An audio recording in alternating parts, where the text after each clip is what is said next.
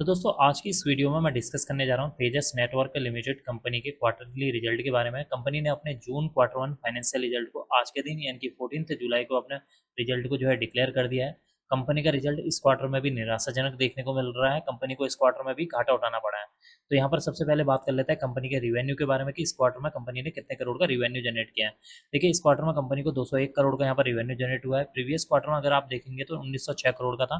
Previous year में देखेंगे तो 1562 करोड़ का यहाँ पर रिवेन्यू देखने को मिल रहा है। इसका मतलब कि कंपनी के रिवेन्यू को अगर आप year on year wise compare करते हैं या प्रीवियस क्वार्टर के साथ कंपेयर करते हैं, यहाँ पर कंपनी का जो रिवेन्यू गिरते हुए नजर आया है। अगर आप प्रीवियस ईयर जून 2024 के साथ कंपेयर करेंगे तो कंपनी का जो रिवेन्यू है उसमें अराउंड 86% की गिरावट देखने को मिल रही है, जो कि इसके लिए एक निगेटिव पॉइंट है। अब हम बात कर लेते हैं कंपनी के खर्चों के बारे में कि इस क्वार्टर में कंपनी ने कितने करोड़ के खर्चे किए हैं। देखिए, इस क्वार्टर में कंपनी के खर्चे हुए हैं 508 करोड़ के। प्रीवियस क्वार्टर में देखेंगे तो 1960 करोड़ के थे। प्रीवियस ईयर जून 2024 में देखेंगे तो 1454 करोड़ के यहाँ पर खर्चे देखने को मिले हुए हैं। इसका मतलब कि इस क्वार्टर में कंपनी के जो खर्चे हैं वो भी कम होते हुए नजर आए हैं। क्यों कम हुए हैं? क्योंकि कंपनी के यहाँ पर जो रिवेन्यू है उसमें 86% की गिरावट देखने को मिल रही है, तो कंपनी के यहाँ पर खर्चे भी गिरते हुए नजर आए हैं। लेकिन आपने एक चीज नोट की होगी कि कंपनी की टोटल इनकम है यहाँ पर 211 करोड़, जबकि कंपनी के खर्चे ही यहाँ पर 508 करोड़ के हुए हैं। यानी कि कंपनी को यहाँ पर एक अच्छा खासा नुकसान उठाना पड़ा हुआ है।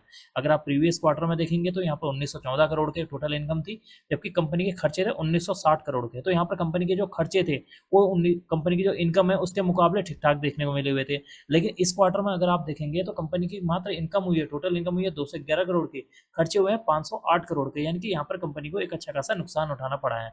अब हम बात कर लेते हैं यहाँ पर प्रॉफिट या लॉस बिफोर टैक्स के बारे में। देखिए, यहाँ पर कंपनी को 297 करोड़ का नुकसान उठाना पड़ा है। प्रीवियस क्वार्टर में मात्र 45 करोड़ का था। प्रीवियस ईयर जून 2024 में कंपनी को 121 करोड़ का यहाँ पर प्रॉफिट हुआ था। इसका मतलब कि इस क्वार्टर में कंपनी का जो नुकसान है वो काफी हद तक बढ़ता हुआ नजर आया है, जो कि इसके लिए एक नेगेटिव पॉइंट है। अब हम बात कर लेते हैं कंपनी के प्रॉफिट या लॉस आफ्टर टैक्स के बारे में, यानी कि मुनाफा या नुकसान के बारे में कि एंड में कंपनी को कितने करोड़ का नुकसान हुआ है।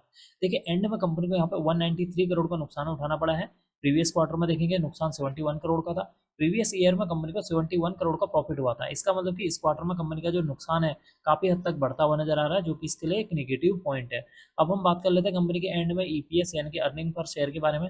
देखिए, इस क्वार्टर में कंपनी का जो ईपीएस है 10 रुपये 99 पैसे निगेटिव में है। प्रीवियस क्वार्टर में यहाँ पर 4 रुपये 8 पैसे निगेटिव में था।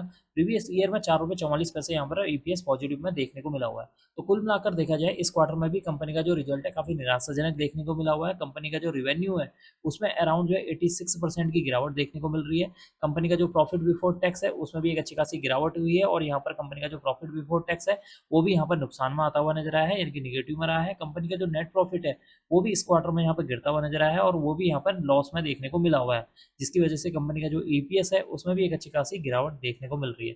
तो कुल मिलाकर देखा जाए कंपनी का जो रिजल्ट है काफी निराशाजनक देखने को मिला हुआ है। चाहे आप प्रीवियस क्वार्टर के साथ कंपेयर कर लें या प्रीवियस ईयर के साथ कंपेयर करते हैं, कंपनी का जो रिजल्ट है काफी निराशाजनक देखने को मिल रहा है। अब मैं इस वीडियो को यहीं पर एंड करूंगा। उम्मीद करता हूँ कि आपको यह वीडियो पसंद आई होगी। अगर आपको यह वीडियो पसंद आई तो please like share and subscribe करना ना भूलें।